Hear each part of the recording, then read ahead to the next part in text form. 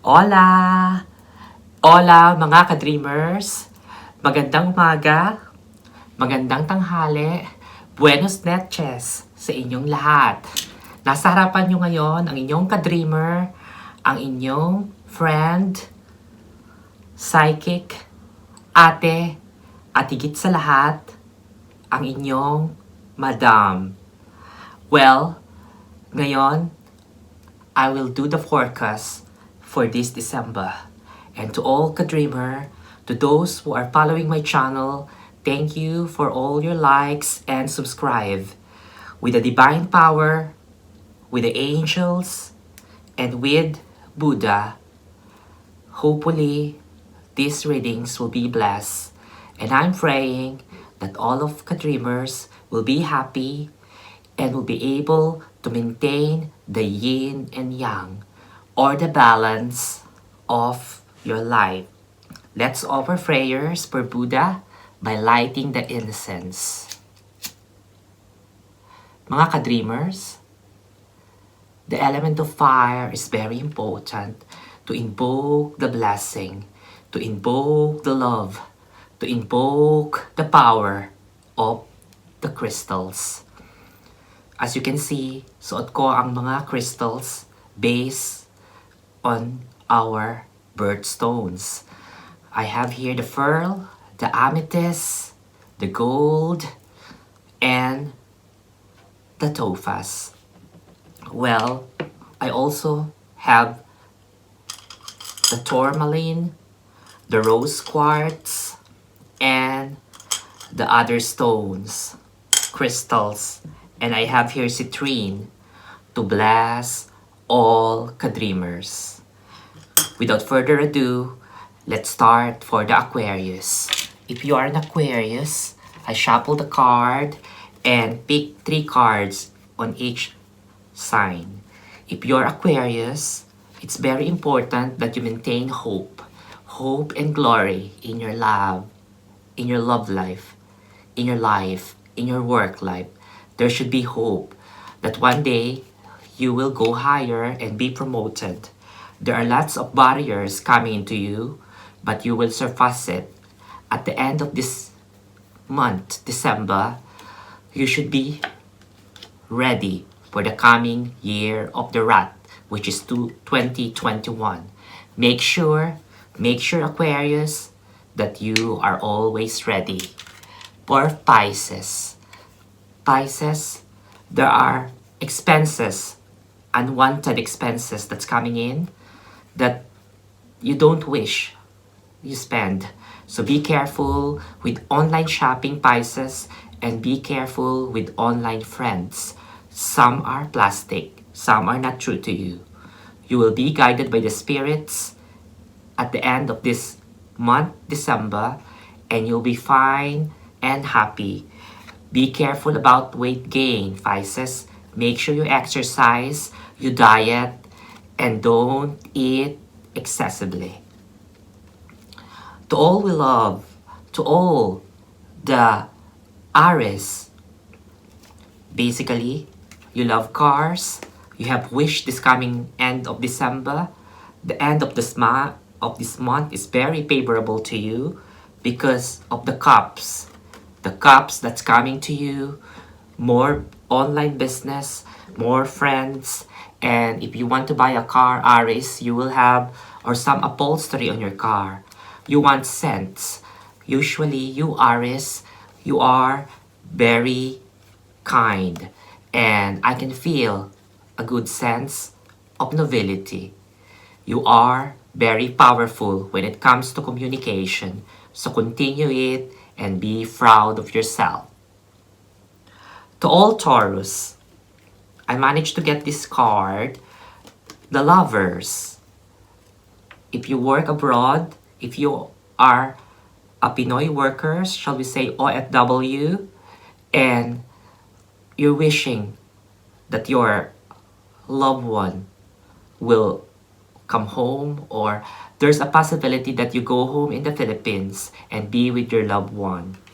And the other card says that there are young lovers, young suitors. If you're single, there's someone likes you. And with all this barrier in life, you can surpass it. And by the end of this month, a surprise, a new beginning is coming. After Taurus, we go to our twin flame, Gemini. A good existence, a good promotion. You will be suitable to any secondment. You will be promoted to your job before the end of this month. Or if not, avoid too much thinking. Avoid worrying because you're versatile. You got the power, Gemini. Now, we go for a Cancer, the 6 star signs. If you're single and you're looking for a love life, it will happen at the end of this year. If you are broken-hearted, you will find your twin flame and someone will look after you. If you're a man, be careful of eating too much fats. And if you're a woman, be careful of your heel. Be careful of some sprain because at the end of December, you might be prone to any injury. Alright, ka-dreamer, for the second part, for the other signs, I will continue. But for the meantime, watch my intro.